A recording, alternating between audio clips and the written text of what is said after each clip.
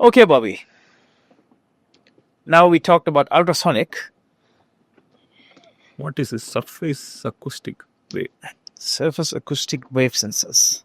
If you kind of focus on the actual name, It's on the surface. it's on the surface. It's something about a wave on a surface, right? It's about sound, acoustic. It's about sound. Now, if you look at the diagram here, the students will see a lot of things that we already covered. For example, we have this interdigital structure. We have the piezoelectric substrate. Yeah. Right? Probably the only thing that they wouldn't recognize is something called this delay line. Mm-hmm. Now, because we have a piezoelectric substrate, and we know, if you look at this IDT, right? If you apply an alternative waveform to this, right? Mm-hmm. What's going to happen? There will be electric field. Yes, but there's also be tensile and compressive strength, because it's going to switch between plus and minus, plus and minus, plus and minus, and that actually creates. So that's piezoelectric material. Yes. No. So this IDT, if you apply a changing magnetic, changing voltage to that, right?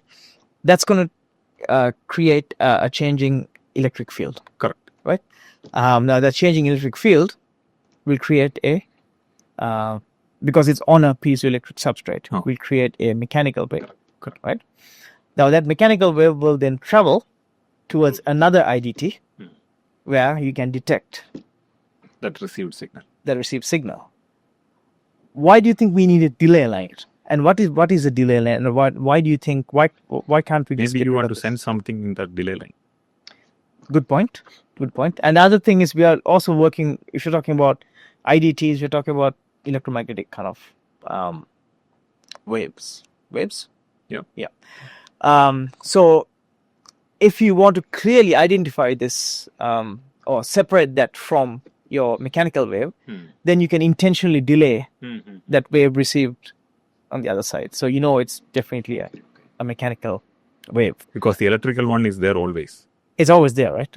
The mechanical one will be delayed there. Yes, but we can choose this delay line. We can choose how much it is delayed. So we can clearly say, okay, what we receive now in this here, when we do our signal processing, we can say, okay, this is clearly our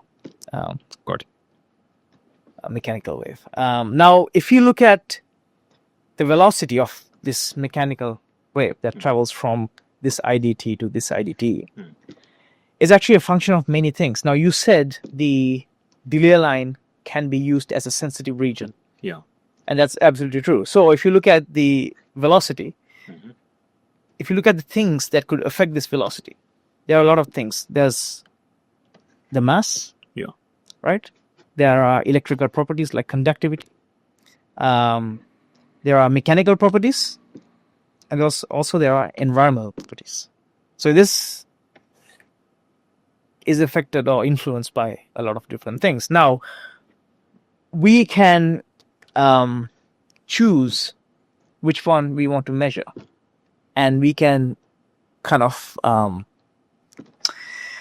customize this surface acoustic wave device according to our needs. So if you're talking about, let's say, which means every other parameter will be made, I mean, it will not be affected due to those. Somehow, as much as possible. Yes. As much as possible, yes. Maybe you won't be able to totally get rid of those other parameters. So if I tell you, how would we measure something like pressure, strain, torque, or temperature or mass? What would cause or what changes would those parameters cause in this surface acoustic wave device? I'm not getting. So if I ask you, let's say we want to measure something like pressure, strain, or torque, or these temperature, are the parameters you want to measure. yeah, or mass, or any of those parameters, right? What kind of changes do you think it would make it in the delay line? Or on the sensor, on the actual device? Temperature will change the delay line, because just few minutes back you said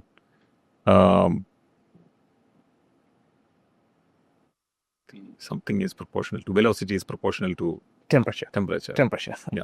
Yeah. So generally, if you are talking about these kind of parameters like say pressure or strain, you're also going to change the length of this device. Yeah. Right. So when you change the length along the surface of this device, change the delay. Yes, that will change not only the line, but also you'll change the wavelength of these IDT electrons. Correct. Right.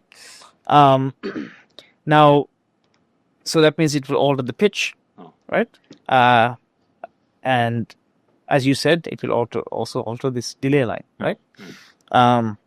Now, this can be sensed as either a phase shift, frequency shift, or a time delay in this output signal. Now so we are talking about changing the length of the whole device. Yeah.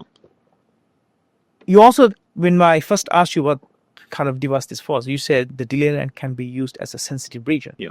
And that's right, because one of the prime applications of the surface acoustic devices is as a gas sensor. So now change the mass or something. Yes. So if you have, let's say you coat this delay line with something that's sensitive to a specific gas. Yes. Let's say hydrogen sulfide, right? And now if you expose that, this delay line properties are going to be changed, which means this mechanical wave, right, is going to be influenced by that change in the delay line.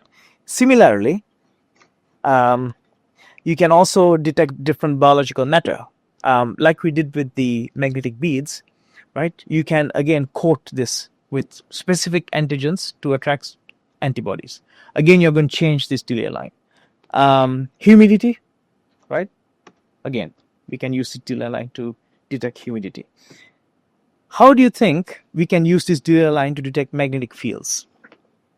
Magnetic fields.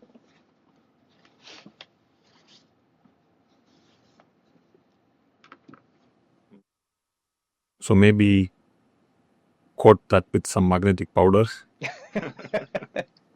Actually, I was surprised. I also never thought you could use this as a magnetic field sensor. Yeah.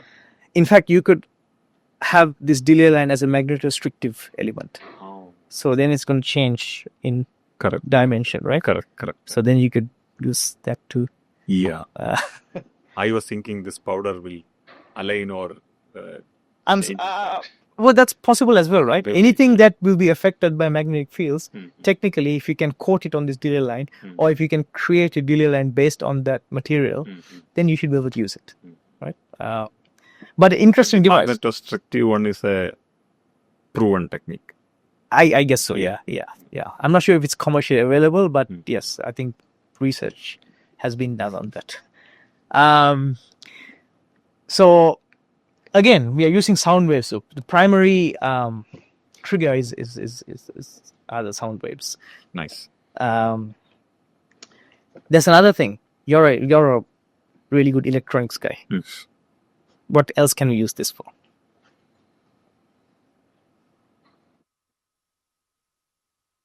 I don't know. You have to give some hint. In fact, you can use this as a filter or resonator as well.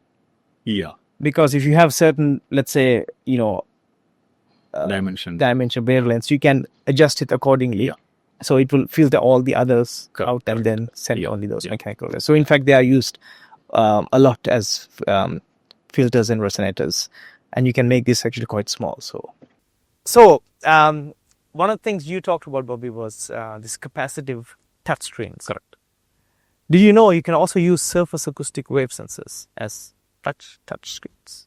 In fact, they are used a lot in different consumer electronic devices. So it can be transparent also? Yes. So what they do is they basically coat, let's say, a glass or something with a very thin layer of piezoelectric kind of material so the wave can travel. So here you have a transmitting transducer or two transmitting transducers. Okay. Right, X and Y. And then here receiving transducer. So then you have reflectors here. So when this transmits a sound wave, so it kind of goes this way. And this transmitter has reflectors on this side. So it kind of creates the grid that you talked about before. Okay. And based on that, right, you can create a touch screen. Now, what normally happens is when you touch, is that any surface, because normally we know how long it will Yeah. take, the distance and all those things. But when you touch, this wave Gets blocked. either fully blocked or But- severely attenuated. So based on that, we can figure out the location of the where the screen was touched. Okay. Maybe how thin it can be, maybe it needs to be compared with capacitive approach. Yes, I forget the exact Yeah.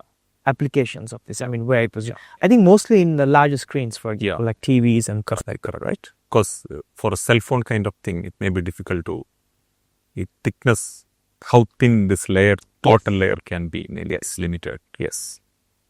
Maybe students can read up by Yes. Yeah. Yeah. I mean, yeah, exact. Students can find out. So